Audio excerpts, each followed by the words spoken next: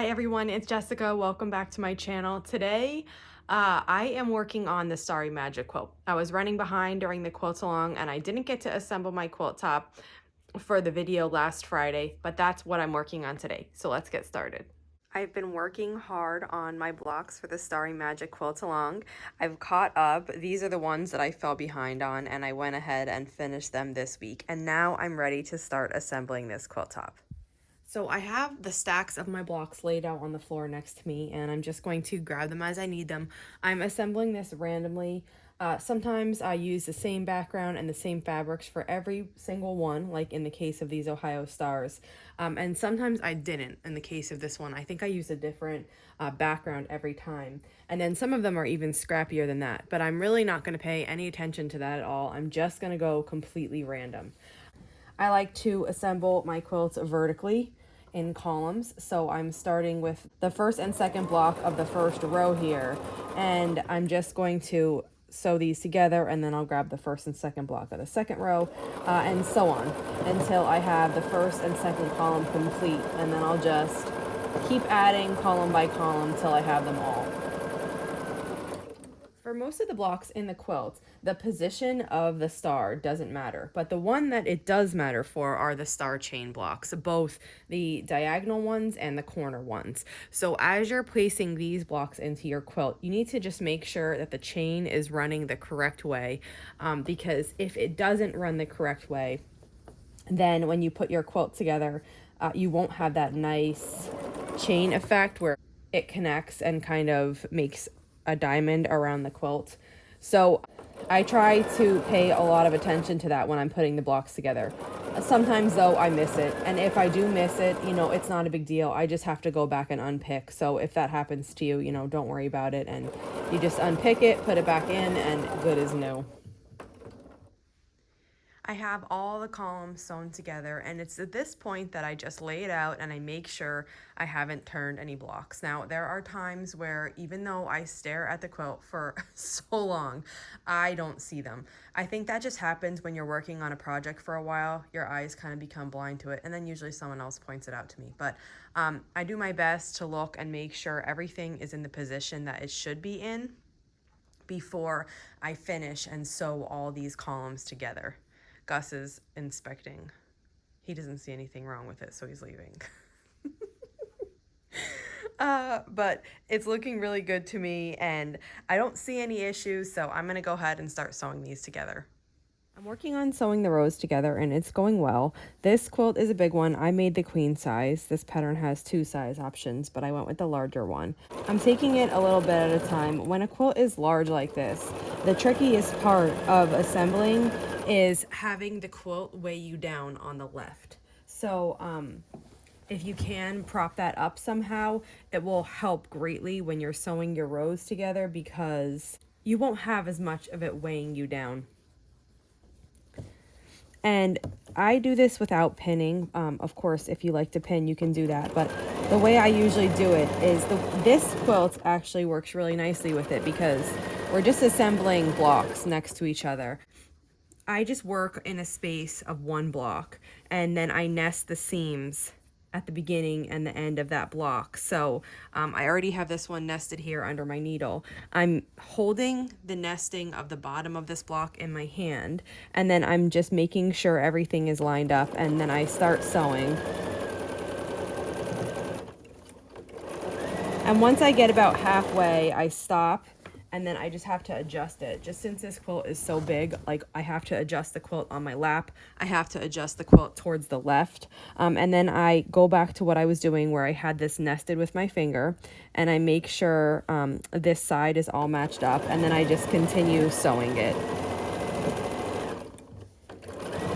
This part, I have a tendency to rush, because I'm ready to see the quilt top together. But when it's a large quilt like this, you kind of just have to force yourself to go just a little bit slower so that everything lines up nicely. And like I said, the weight on the left is what is the main hindrance of it. So if the quilt was smaller, it wouldn't be that big of a deal. But because everything is pulling to my left, it just makes it a little bit trickier, and you have to be a little bit more forceful with holding it in place. I'm coming to the last block on this row. So for this one, I just match up the edges.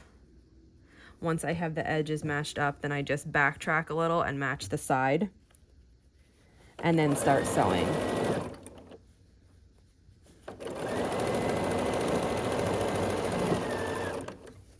And still, I probably stop about halfway through and then just reposition everything. And make sure I still have it in line.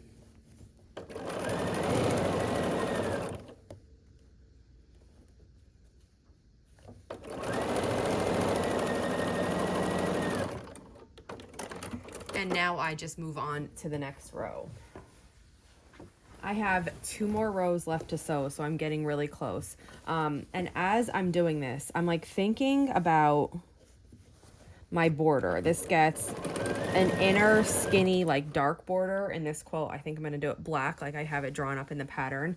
And then it gets a wider background border. And I think when I was doing this, I kind of went from a fat quarter bundle that I already had, and then some reproduction oranges and blacks that I already had. And I didn't buy yardage for it, so I don't think I was really thinking about the border when I started putting this together. But so I'm gonna need to consider what to do. I probably have enough to piece a scrappy border. I'm not sure if I want to do that or not. So I think right now, today, I'm just going to work on getting this center together, and then I'll probably take a break, put this aside until I figure out the border. And I also kind of want to get back to Christmas sewing, but I really, really wanted to get at least the center of this together because I have the blocks just sitting here. Well, this whole week I was working to catch up because I was behind. And then since I was working on those, I had the blocks sitting out on my table, and I just wanted to at least get this center together. I've really enjoyed making this quilt.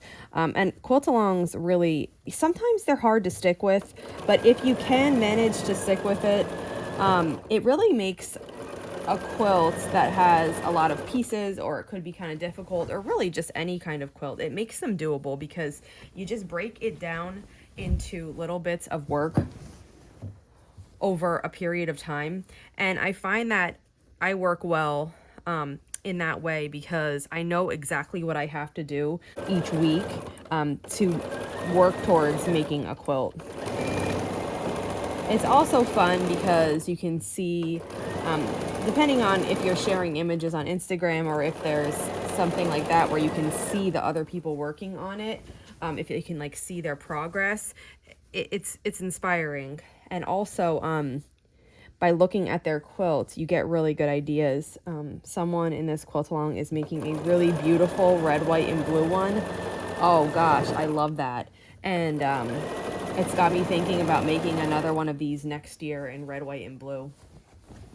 I love red, white, and blue quilts. I make them quite often. It's one of my like go-to, I have a few like go-to color combinations that I always do. Red, white, and blue, Christmas colors, and then I like 2-color quilts too. And I make quite a bit that are not those color combinations, but like if I'm not sure what fabrics to use, that's what I always gravitate to. I have the quilt top center sewn together. I've just been double checking it to make sure that there are no blocks that are misplaced, but everything looks good to me. I'm really happy with how this is turning out. I love the use of the different backgrounds next to each other. And I'm realizing how I love both. You know, I love scrappy and I love one color too. So it just depends on the quilt that I'm making, on what I'm going to do, but I really love both. I'm so happy to have this quilt top together. Well, the block's part of it anyway. And I'm thinking on the border, I'm thinking I'm probably going to do something scrappy, but I'm just going to let that go in my mind for a little bit so that I'm sure before I sew that on. If you have any questions on this quilt, just let me know. And if not, I'll see you back here soon. Thanks for following along.